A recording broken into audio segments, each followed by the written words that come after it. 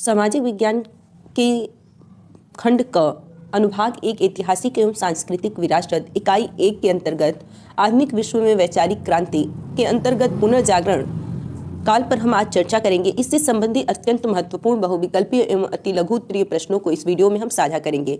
पहला बहुविकल्पीय प्रश्न आपसे इस शीर्षक से संबंधित बहुविकल्पीय प्रश्न 1 नंबर के पूछे जाते हैं, तो आप इसे ध्यान देंगे। बहुविकल्पीय प्रश्न पहला है कि डिवाइन कॉमेडी नामक ग्रंथ का लेखक कौन था? तो इसका सही विकल्प है दांते।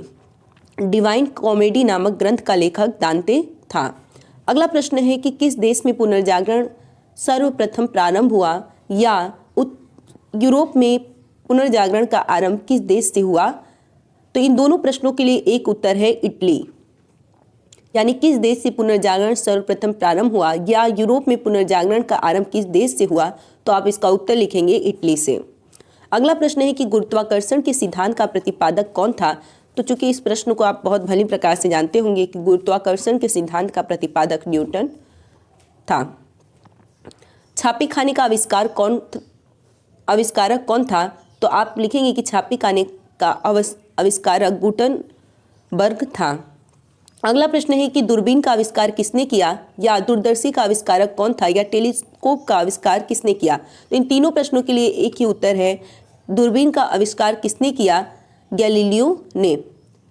एक बहुत ही प्रसिद्ध प्रश्न जो कि अक्सर आपकी परीक्षाओं में पूछा जाता है, द प्रिंस ग्रंथ का लेखक कौन था? तो इसका सही उत्तर है मैकियावेली। द प्रिंस ग्रंथ का लेखक कौन था? मैकियावेली। अगला प्रश्न है कि राफेल कौन था?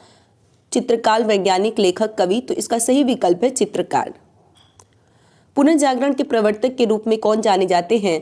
तो पुनर्जागरण के प्रवर्तक के रूप में दांते जाने जाते हैं।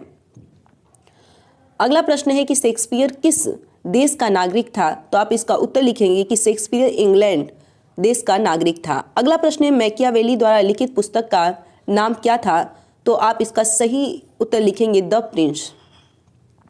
मैकियावेली द्वारा लिखित पुस्तक का नाम द प्रिंस था। अगला है जूलियस सीजर के रचनाकार कौन थे? तो जूलियस सीजर के रचनाकार शेक्सपियर थे।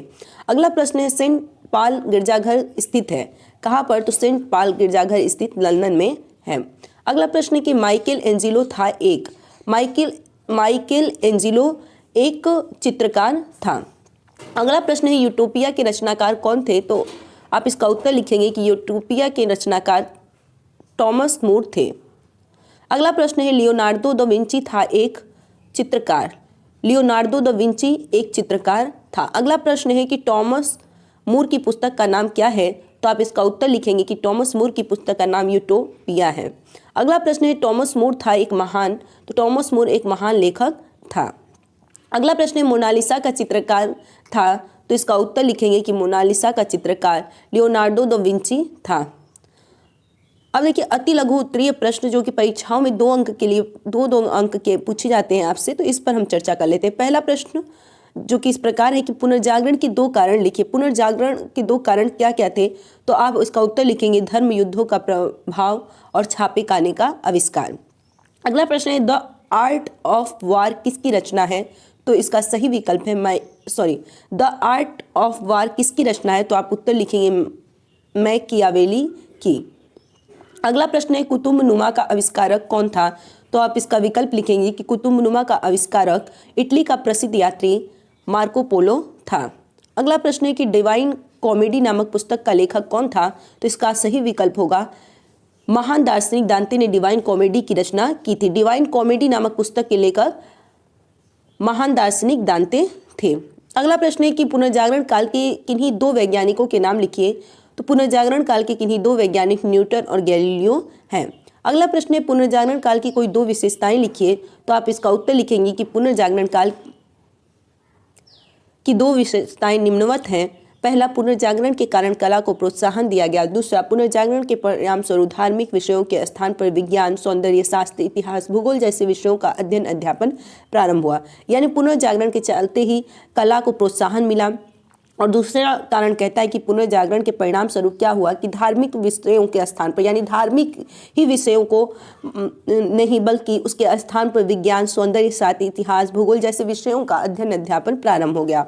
अगला प्रश्न है कि माइकल एंजिलो कौन था?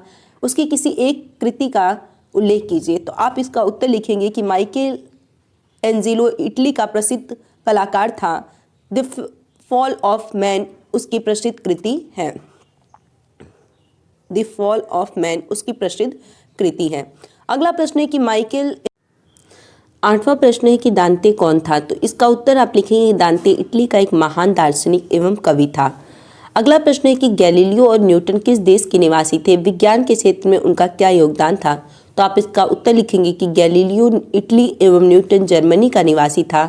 गैलीलियो ने दूरबीन का आविष्कार किया और न्यूटन ने गुरुत्वाकर्षण का सिद्धांत प्रस्तुत किया था। यानी गैलीलियो ने दूरबीन का आविष्कार किया जो कि इटली का निवासी था, और न्यूटन जर्मनी का निवासी था जिसने गुरुत्वाकर्षण का सिद्धांत प्रस्तुत किया। अगला प्रश्न है कि राफेल कौन था, वह क्यों प्रसिद्ध है। तो आप इसका उत्तर लिखेंगे कि राफेल इटली के विश्व प्रसिद्ध कलाकार थे। राफेल द्वारा चित्रित मेडोना का चित्र उनकी महान कृति है। अगला है कुस्तुनिया पर तुर्कों का अधिकार हो जाने से यूरोपीय देशों को किस प्रकार की कठिनाई का सामना करना पड़ा। भारत में यूरोपीय राष्ट्रों ने किस मार्ग से प्रवेश किया। तो आप इसका उत्तर लिखेंगे कि तुर्कों द्वारा कुस्तुनिया पर अधिकार कर लिए जाने के फलस्वरूप पश्चिम और पूर्व के बीच व्यापारिक मार्ग यूरोपियनों के लिए बंद हो गए। भारत में यूरोपीय राष्ट्रों ने समुद्री मार्ग से प्रवेश किया। अगला प्रश्न है यूरोप में पुनर्जागरण सर्वप्रथम किस देश में हुआ, इसकी प्रगति के लिए उत्तरदायी कारणों में किन्हीं दो का उल्लेख कीजिए। तो आप इसका उत्तर लिखेंगे कि यूरोप में पुनर्जागरण सर्वप्रथम किस देश से हुआ। तो इसका विकल्प उत्तर है इटली में। अगला है इसी में एक और प्रश्न देखिए दिया गया है कि इसकी प्रगति के लिए उत्तरदायी कारणों में से किन्हीं दो का उल्लेख कीजिए। तो उत्तरदायी कारण थे धर्मयुद्धों का प्रभाव और छापे खाने का आविष्कार। आज के लिए इतना ही, फिर से जुड़ेंगे हम इससे संबंधित और बहुत सारे प्रश्नों को लेकर। तब तक के लिए धन्यवाद। जय हिंद, महादेव, घर रहे सुरक्षित रहें।